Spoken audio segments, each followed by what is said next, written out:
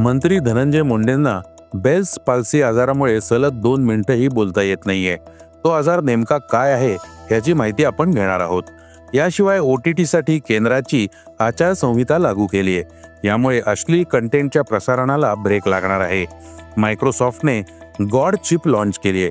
तळ हाता एवढ्या या चिपमध्ये जगभरातील संगणकांपेक्षा जास्त पॉवर आहे.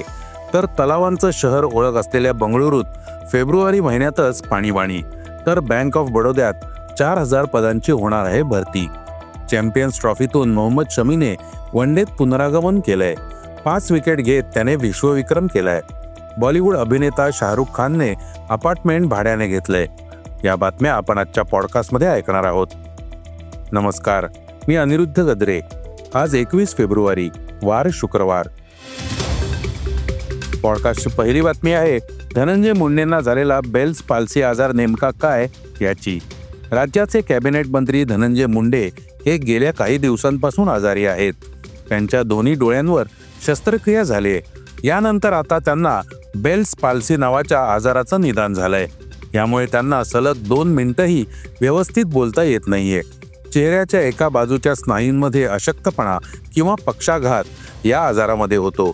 बेल्स पाल्सी झाल्यास गाल फुगवताना किंवा गालाची हालचाल करताना त्रास होतो. डोळ्यांच्या पापण्या आणि भोवयांवरही याचा परिणाम होतो. पापण्या मिटलेल्या किंवा अर्धवट बंद राहतात. बेल्स पाल्सीच्या लक्षणांमध्ये तोंडाच्या एका बाजूने लाळ गळणे, पापणी लावण्यात अडचण होणे, डोकेदुखी, चेहऱ्याच्या एका बाजूला झिंझिण्या, कानात आवाज येणे यांसारखा त्रास होतो. चेहऱ्यांच्या नसांना हानी झाल्यास, नसांना सूज आल्यास बेल्स पाल्सी होतो. सर्दी, फ्लू, कोल्ड सोर यांचा व्हायरल संसर्ग किंवा प्रतिकारशक्तीमुळे झालेली रिॲक्शन यामुळेही बेल्स पाल्सी आजार होतो. लवकर औषधे घेतल्यास लक्षणांची तीव्रता कमी होऊ शकते. बेल्स पाल्सीची लक्षणं स्ट्रोक किंवा ब्रेन ट्यूमरसारखीच असतात. वेळीच उपचार न घेतल्यास स्थिती अधिक गंभीर होऊ शकते. पॉडकास्टची दुसरी बातमी आहे OTT साठी केंद्राच्या आचारसंहितेची. इंडिया गॉट लेटंट या कॉमेडी शोमध्ये अश्लील वक्तव्यावरून वादानंतर आता केंद्र सरकार ॲक्शन मोडवर आलं आहे. OTT प्लॅटफॉर्मसाठी नियमावली सादर करण्यात आली आहे. OTT मीडिया प्लॅटफॉर्मला कंटेंटचे वयानुसार वर्गीकरण करण्यास आणि इशारा देण्याचे आदेश दिलेत. केंद्र सरकारच्या माहिती आणि तंत्रज्ञान विषयक संसदीय स्थायी समितीने अश्लील कंटेंटचा मुद्दा उपस्थित केला होता. यानंतर केंद्र सरकारने social media channels, OTT प्लॅटफॉर्मना IT नियम 2021 नुसार आचारसंहितेचं पालन करायला सांगितलंय. A-रेटेड कंटेंटसाठी वयोमर्यादेचं बंधन घालण्यास सांगितलं आहे. OTT प्लॅटफॉर्म आणि सोशल मीडियावर अश्लील कंटेंट प्रसारित होत असल्याच्या तक्रारी आल्यानंतर आचारसंहिता लागू केली आहे. सर्वोच्च न्यायालयानेही मंगळवारी चिंता व्यक्त केली होती. केंद्र सरकारने यावर काहीतरी करण्याची गरज असल्याचं सर्वोच्च न्यायालयाने म्हटलं होतं. मंगळवारी सर्वोच्च न्यायालयात झालेल्या सुनावणीत ऑनलाईन प्लॅटफॉर्मचा दुरुपयोग होत असल्याचंही कोर्टाने म्हटलं होतं. पॉडकास्टची तिसरी बातमी आहे मायक्रोसॉफ्टने लॉन्च केलेल्या गॉड चिपची. मायक्रोसॉफ्टने मेजॉरेना 1 नावाची क्वांटम चिप लॉन्च केली आहे. क्वांटम संगणकाच्या विकासात यामुळे क्रांतिकारी बदल होणार आहे. टोपोलॉजिकल कोअरवर आधारित असलेलं हे पहिलं क्वांटम प्रोसेसिंग युनिट असणार आहे. क्वांटम संगणकातले क्विबिट्स अस्थिर असतात. ते काम करण्यासाठी 0 तापमान लागतं.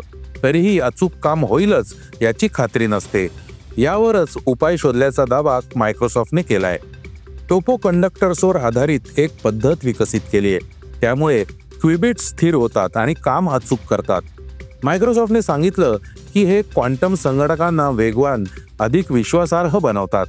तसंच सध्याच्या मॉडेल्सपेक्षा आकारही कमी होईल. मायक्रोप्लास्टिक तोडणं किंवा इतर समस्यांवर तोडगा काढण्यासाठी मदत होईल. टोपो कंडक्टर्सद्वारे तयार केलेले क्विबिट्स हे मिलीमीटरच्या 100व्या भागा इतक्या आकाराचे आहेत. त्यामुळे 1 मिलियन क्विबिट्सच्या प्रोसेसरकडे जाण्याचा मार्ग सापडलाय, असा दावा मायक्रोसॉफ्टचे CEO सत्या नाडेला यांनी केलाय. दरम्यान काही तंत्रज्ञांनी यावर शंकाही उपस्थित केली आहे. हा नवा पाया उभारला गेलाय, त्यावर आपल्याला काम करता येईल. मात्र याच्या उत्पादनातील समस्यांवर काम करण्याची गरज टॉय नेल्सन यांनी व्यक्त केली आहे. पॉडकास्टची चौथी बातमी आहे बंगळुरूत फेब्रुवारीतच पाणी संकट ओढवल्याची. फेब्रुवारी महिना संपण्याआधीच बेंगळुरूत पाणी टंचाईची समस्या तीव्रतेने जाणवू लागली आहे. जर परिस्थिती अशीच राहिली तर उन्हाळ्यात हाहाकार उडू शकतो. बंगळुरूत पाणी टंचाईवर उपाय म्हणून दंडात्मक कारवाई आणि पाणी वाचवण्याचं आवाहन केलं जात आहे. एकेकाळी चारी बाजूला तलाव आणि नद्या असणारं बंगळुरू कोरडं पडलंय. बंगळुरूत भूजल वगळता कावेरी कनेक्शनच्या पाण्याचा वापर जास्तीत जास्त करा असं आवाहन करण्यात आलंय. तसंच पाणी वाया घालवल्यास 5,000 रुपयांचा दंडही केला जाणार आहे. पॉडकास्टची पाचवी बातमी आहे बँक ऑफ बडोद्यात 4,000 पदांची भरती होण्याची. बँक ऑफ बडोद्याने 4,000 पदांची भरती जाहीर केली आहे. याबाबतची अधिकृत जाहिरात संकेतस्थळावर जारी करण्यात आली आहे. 11 मार्चपर्यंत अर्ज करता येणार आहेत.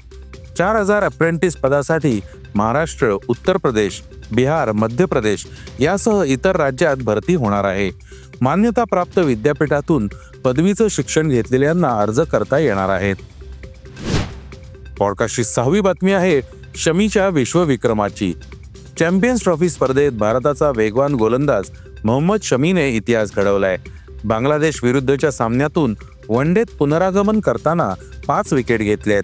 त्याने एकदिवसीय क्रिकेटमध्ये 200 विकेटचा टप्पा पूर्ण केलाय. सर्वात कमी 5,126 चेंडूत त्याने हा टप्पा गाठलाय. या बाबतीत त्याने मिशेल स्टार्कला मागे टाकलंय, तर कमी सामन्यात अशी कामगिरी करण्याच्या बाबतीत तो दुसऱ्या क्रमांकावर आहे. पॉडकास्टची शेवटची बातमी आहे मनोरंजन विश्वातली.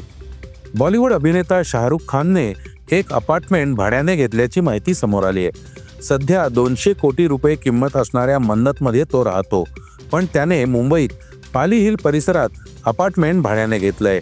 एका फ्लॅटचं भाडं 11.54 लाख तर दुसऱ्या फ्लॅटचं भाडं 12.61 लाख रुपये इतकं आहे. त्याने डिपॉझिट म्हणून जवळपास 70 लाख रुपये भरले आहेत.